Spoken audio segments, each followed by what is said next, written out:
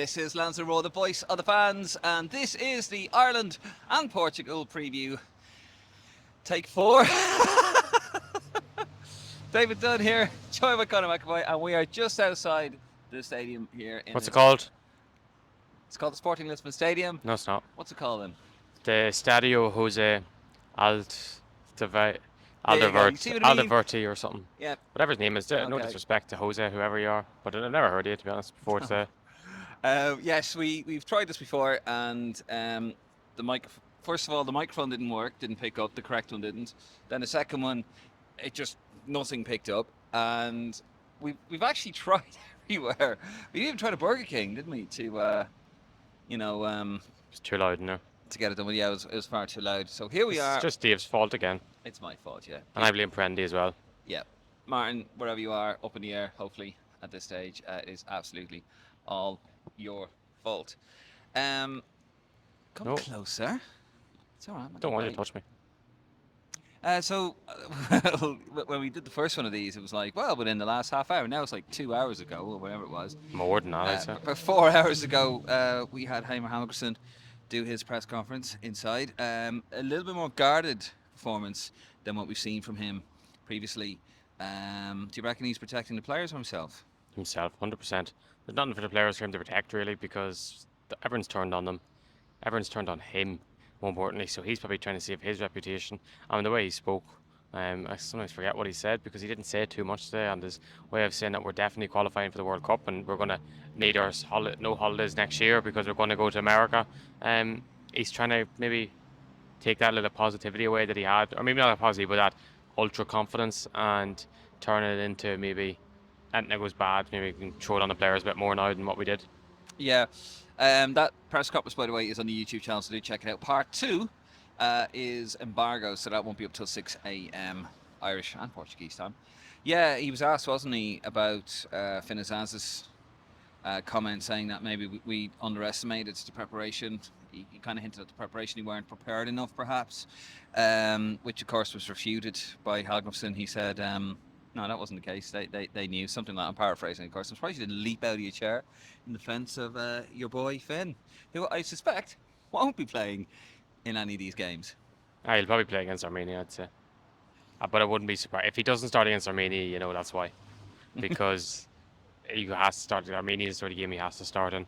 But, yeah, it raises a question now, and because it's that's the sort of thing that Heimer could see, and you can start putting the blame on the fans, start throwing more blame on the manager even more, or certain fans will start saying that's the player's fault for not listening. But it's one of them ones. It's kind of player versus manager. Maybe he didn't even, as I said earlier in our second or third attempt recording this, that maybe he meant it in other ways, preparation and other aspects of not prepared to maybe that pitch they were playing on, they weren't ready in that aspect, and that's not really a manager's fault. That's the weather, isn't it? Really, it's like, yeah, it's hard, and they didn't let Ireland train on the pitch the night before. They trained on an academy place, so it's one of them ones. It's hard to know. That's pretty fucking thin, though, mate. Yeah. We're playing with the pitch. These guys, professional footballers, playing week. Well, they do. Well, that 1% do make it add up, but no, yeah. not against a team that hadn't won for a year. Come on. Now. Oh yeah, not against Armenia, but they do, and it does make a difference in football. Yeah. Well, I mean, yeah, I don't know about that. I think if you're playing at this level, you're ready for most things, to be honest. Yeah, he was very guarded about that, I found, and I think he's moving. I think he's getting ready for the next gig. I think he's kind of looking at it, thinking, okay, I don't blame the manager or the players. I blame both. I blame them all. I think the tactics were poor. I think their performances were poor. The mentality is very weak. It's a very weak team. He did mention. Did he say something about the mentality? Was that in the embargo section? Can we talk about that? That was embargo. It was embargo, wasn't it? Yeah, we'll talk about that tomorrow. But he did talk about that. Leave it alone. It's nature. That's not happened. Yeah. But it was a very guarded press conference, I think. The funny thing about tomorrow's match is that we could lose. As long as we don't get battered too much, we could lose. But as long as we beat Armenia, and Armenia do us a favour against Hungary, because they're playing a double now, back-to-back really, aren't they? Yeah. Tomorrow as well, and of course in November. But if Armenia do us a favour in Armenia, even tomorrow, all of a sudden we get a win against Armenia, and Back in it. doesn't matter what we do against Portugal tomorrow. Doesn't matter what we do against Portugal in November. It's a playoff in November against Not necessarily, Hungary. Well, because Armenia could finish second. yeah, they won't. Well, they could end up in 7 points. I suspect Hungary is going to batter Armenia tomorrow. Probably, yeah. I mean, yeah. I mean, let's not forget they hadn't won a team for a year. Let's all due respect to Armenia. Just shite. Yeah, they were like 40 places below us in the rankings. Hadn't won a game for a year. Hadn't kept a clean sheet since they beat us in Armenia, and that was like 2 years previous or 3 years previous. So let's get a bit of perspective there. But tomorrow, obviously, it's about even if we do lose, it's just about keeping the scoreline down, really, isn't it? You know, if it's a 1-0 loss, it's not the end of the world. It's about making sure the goal difference is okay. 1 or 2 is not too bad. Even though if someone offered me now the fact to lose 2-0, I probably wouldn't take it because I think it's worth the gamble of going out there and praying to get a point or 3 points. If 5-0 would be crazy, like. But no, anything is possible though. With this thing is in football, anything is possible. Especially things change as fast as they do in the positive way. Go. What was that? A fly? You know what flies are attracted to? Just saying. Well, not on me. No, but yeah, it's as negative as it has been and as bad as it has been. It can very, very change up. Like sort of thing. If Armenia can beat Ireland, can Ireland beat Portugal? I would say probably yes.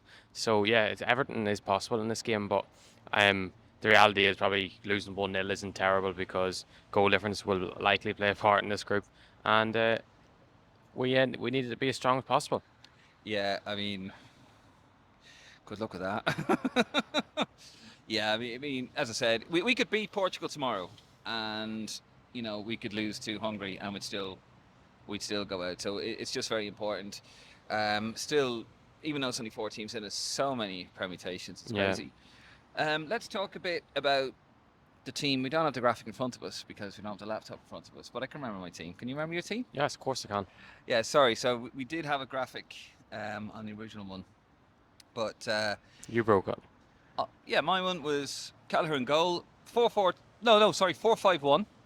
Kelleher in goal, a back four of Manning on the left, Jacob Ryan on the right, and John Egan captaining the side, the man who I have plucked up out of obscurity by dropping him from Ibig and have reignited. I love his the way career. I love you've added this back in. Like you didn't realise you dropped him from my big, and you're only saying it because I called you out, and it shows that you purposely deleted What do you mean I because didn't you looked know? a clown as per usual. what do you mean I left him in a Ibig? Where's the evidence of that? On last Monday's show with me and No, Martin. but that I didn't realise. What's the evidence of that? Oh yeah, I find it. That's because the redemption story is not complete until he plays. See, and when he plays, he goes back into Ibig. It's redemption. I did it for I did it for Robbie Brady. I'm now doing it for John Egan. I am one by one rejuvenating the squad, Conor. So don't you forget that. Anyway, John Egan captaining the side with Darragh Shea beside him, and then a midfield 5 packing that midfield. Johnston on the left, Josh Cullen, Jack Taylor, in the centre with Festi and Johnson. Festi and Jason Malumbi in midfield. It was always Maggie Johnson on the left. Yeah, I said Johnson. Oh, on did the you? left. Oh, did Pay you? attention. Well, you were going very weird way of going through your midfield. Yeah, I'm trying to picture it. And then up front, of course, the big man Evan Ferguson. And so now you have a problem with that, as you said in the last 4 recordings. What's the problem? We have no evidence of that. No, but like, why is Nathan Collins on the bench? And why is Ogbenny on the bench? Nathan Collins is on the bench because he hasn't been good enough, quite frankly, and he hasn't. And he's next on the rejuvenation list. Shut up, will you? He hasn't been good enough. I mean, people are going to say, and I know I'm going to get a lot of stick, oh, he's our captain, really? 3 captains on the pitch in Armenia, not 1 leader. So, I'm sorry, he shouldn't be captain. The armband should be taken off him. It's not 4 captains. Who else was on the pitch? Collins, O'Shea, Knight and Cullen. Oh, God, yeah, 4. That's even worse. 4 captains. Yeah, and you've got not 1 Nolan leader. Collins. Yeah, but still, I mean, he's the one wearing the armband, but he's not good enough for Ireland, and he hasn't been good enough for Ireland, and he needs a massive kick up the arse. I like Collins as a player. I think he's going to be a super player, but he hasn't been good enough. And people are going to turn around and say, oh, well, how can he drop him? Well, yeah, because he hasn't been good enough. He just hasn't been good enough for Ireland. He's never had a good game for Ireland, has he?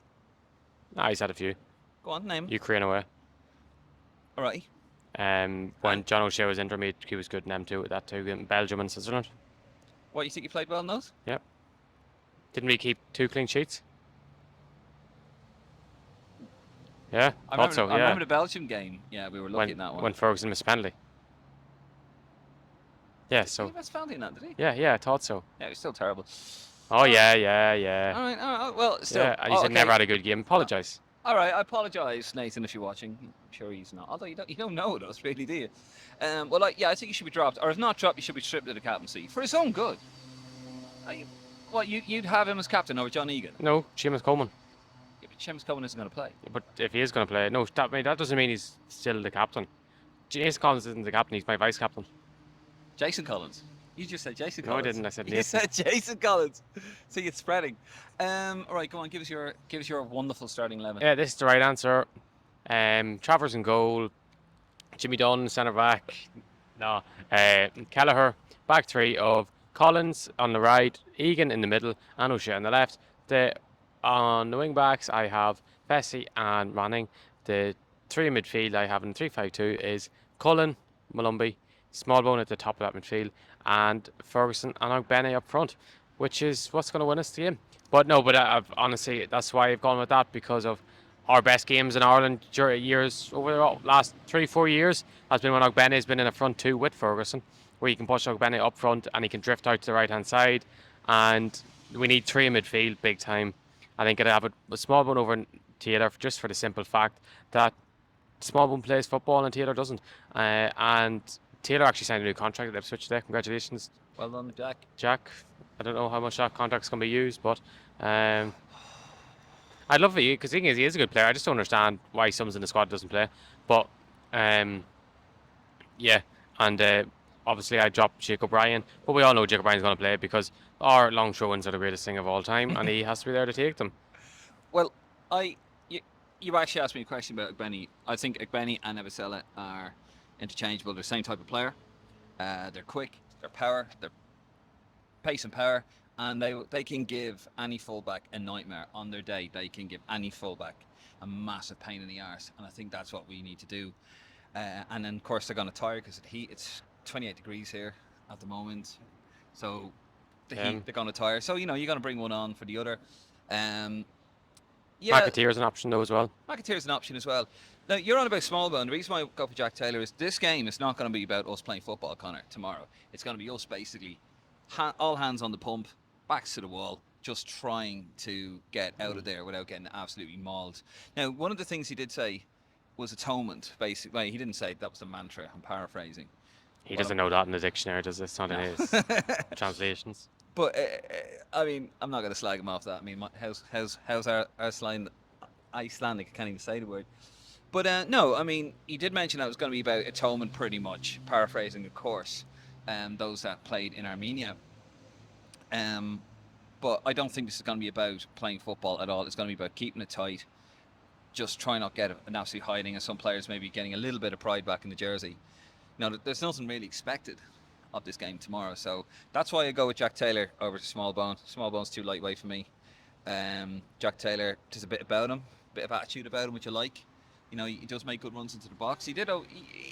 No one really did well against Armenia, bar Kelleher and Ferguson. But I say Jack Taylor was kind of, he wasn't in the depths, shall we say? But he did get hooked at half time. Huh? He did get hooked at the break. He did, and look what happened. Got worse. Well, Ida did make a contribution as soon as he came on. Yeah. Ida offered more than he did. Yeah, well, Jack Taylor's played out of position, to be fair. So was Ida. You just gotta argue with me. Just fucking agree with me, will you? No, because I just don't think Taylor should start. As I said earlier on our other recording of this, if Taylor was playing week in, week out, because I think it would suit the game better for him. But he hasn't played a game of football in about. He actually hasn't kicked the football since he got hooked at half time against Armenia. So I don't want a player that's coming. That's the last time they played a competitive match.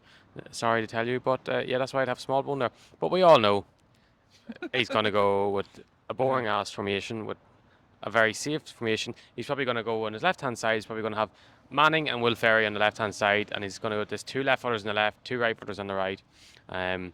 Somehow Ogbene and Vesey will probably both be on the bench, and he better not go with two midfielders. I think he will.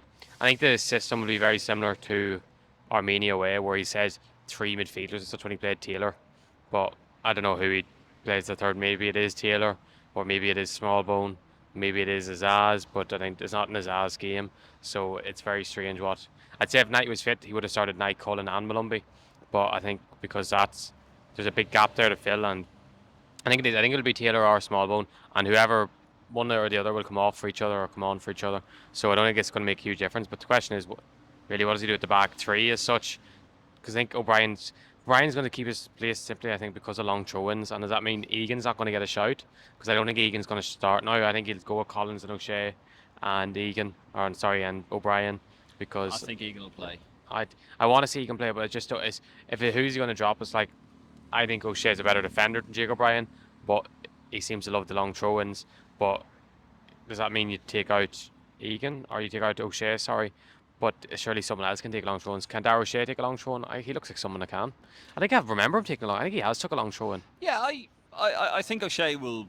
Personally, I think O'Shea is the one that's going to come out. He's going to go with Collins. You know, he did say that Collins will still be captain even with Seamus Coleman in the squad.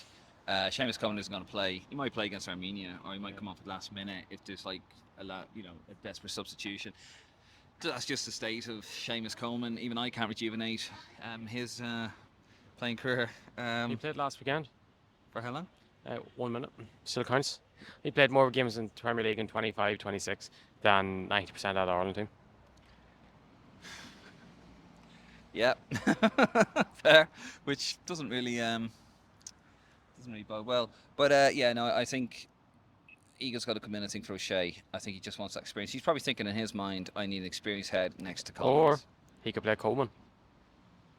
I doubt it, but you never know. He's done it before. Played him in the back three before. Guess England. It was dreadful. Yeah, Well, he actually didn't pick the team. It was John O'Shea. John O'Shea's He team. loves his wing backs, John O'Shea, doesn't he? Okay. So yeah, tomorrow predictions.